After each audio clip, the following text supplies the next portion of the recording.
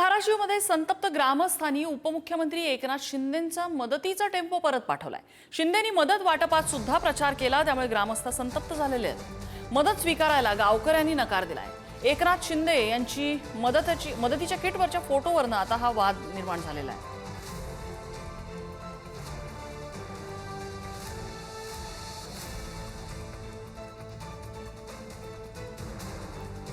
दिवस झालं उपाशी आम्ही, आता आम्हाला अक्षरशः चक्रा येते त्या काही नाही। प्रशासनाने नुसतं पाणी पाजलेलं आहे सकाळ धरून टीव्ही। आज 3 दिवस काही नाही, प्रशासन इकडे नाही, कोणीही नाही। आज उपमुख्यमंत्री येणार आहे, त्याच्यामुळे सारा देखावा चालू आहे।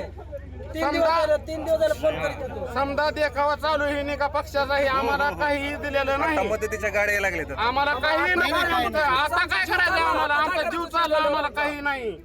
आपल्या सही शिक्क्यांच्या चिन्हाच्या पिशव्यामधून मदत वाटण्याचं काम तिकडे सुरू आहे। आणि किती निर्लज्जपणा आहे। लोक मरतायत आणि त्या मृद्यांचं राजकारण तुम्ही करताय, बरं का? म्हणजे भगव्या पिशव्या ठीक आहे, त्याच्यावर तुमचे फोटो, त्याच्यावर तुमच्या पक्षाचं चिन्ह, हे राजकारण करण्याचं आणि प्रचार करण्याचं कोणतं तंत्र या लोकांनी निर्लज्जपणाचं अवलंबलेलं आहे, मला कळत नाही।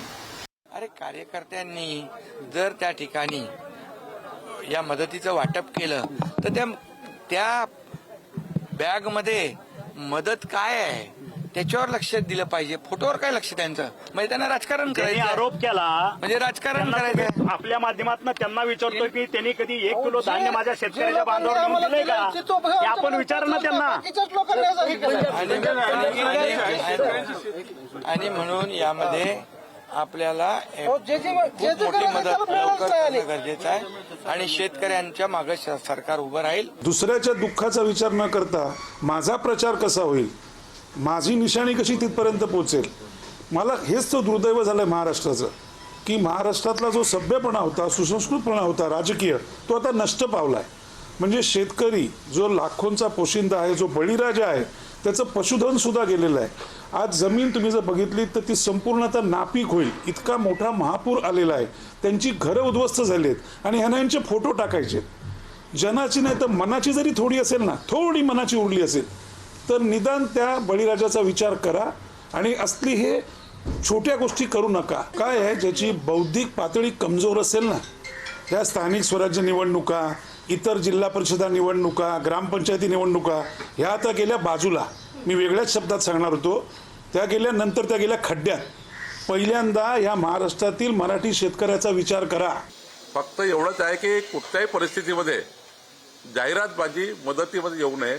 मदत ही अदृश्य सढळ हाताने करावी, कारण शेवटी आपण काही दाखवण्याकरता करत नाही आहे आणि त्यामुळं यातनं काही राजकारणातून मतं भेटण्याचा काय हा प्रसंग नाही आहे।